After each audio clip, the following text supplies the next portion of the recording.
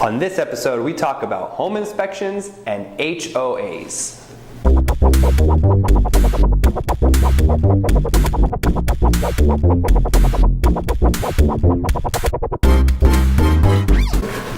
What's up, everybody? Welcome to episode 19 of Ask a Realtor. My name is Jason Cassity, and I'm here with I Sell the City Real Estate in downtown San Diego on this rainy Monday morning. I just came in out of the rain, so my hair's a little messed up. Hopefully you can look right past that and enjoy the answers we have for you on our show today. Question number one, we'll get right into the show. Go. Do I need a home inspection? Question one, what is a home inspection and do I need a home inspection? The boilerplate broker answer will always be yes, right? Because I mean, at any given time, you can uncover something during your inspection process that will allow you to then back out of the deal or go back and renegotiate the deal, something that you didn't see beforehand. So you should always do your home inspection.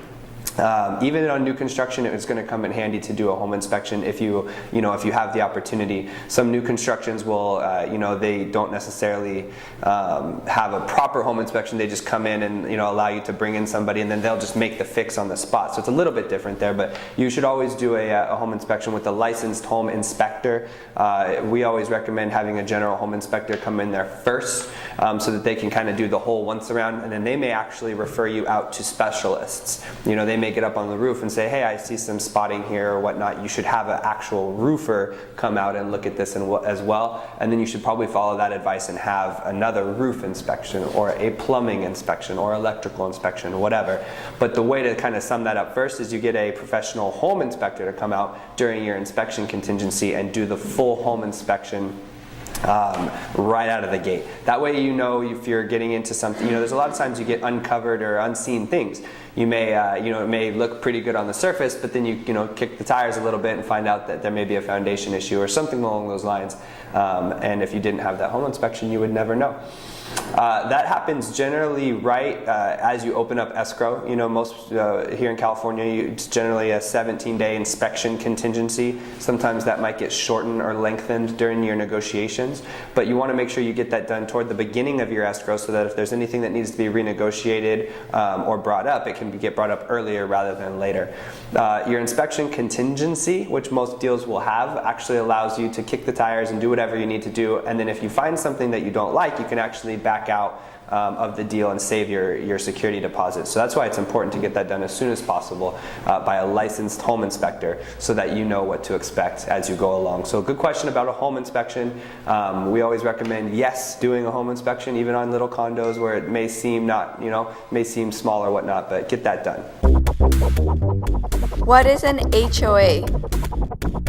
Question two, what's an HOA? Great question. HOA stands for Homeowners Association. You find them more prevalently here in condo buildings, but you can have them with single family homes in plan unit developments or whatnot, where there is an association of homeowners that can set rules and make decisions on behalf of the whole community. So generally homeowners associations are there's a board, a homeowners director, a board or whatnot, and they're voted on by other homeowners within the association, and they can be voted off or whatnot, but they're just a collection of homeowners. Some buildings will actually have a homeowners manager or whatnot, like a property management company, homeowner company, that actually sits in and makes the decisions for them, but the majority of HOAs will actually have a board of homeowners within the house or within the community, the condo community, that are there to vote and make decisions and whatnot. So homeowners associations really come into play in these condo high-rises.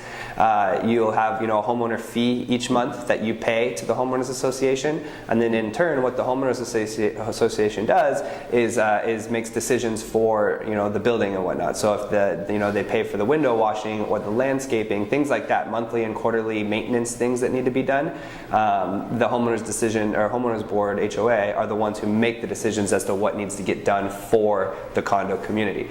So Yeah, they're really important, especially when you're trying to keep uniformity within, say a condo building or a planned unit development. A lot of times some people don't like the restrictions of having an HOA because you may, depending on what the CCNRs, the rules of your HOA say, you may not be able to do something to a home that you own. You may not be able to paint your garage door a certain color because the HOA has decided that they all must be a standard color.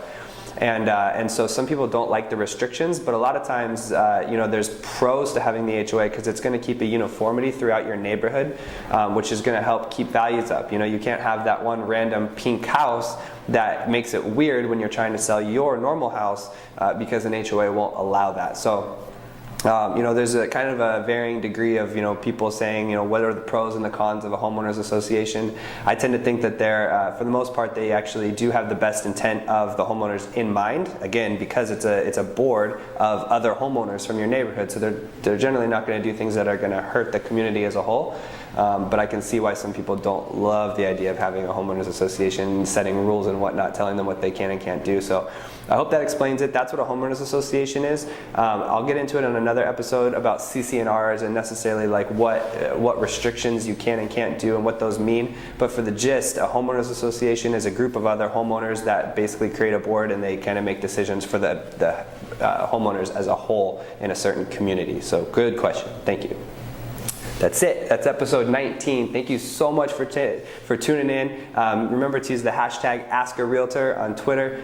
You can also ask me questions on Instagram and Facebook and whatnot. And we have episode 20 coming this week as well, so stay tuned. Subscribe if you're on YouTube. Hit the button here, subscribe, so you'll be notified right away as soon as a new episode comes out. And please take a second and check out my Day in Real Estate web series as well. I'll link it up right here. Getting a lot of good feedback on that. It's also here on my YouTube channel, so you can check it out anytime. Hope to talk to you soon. Peace.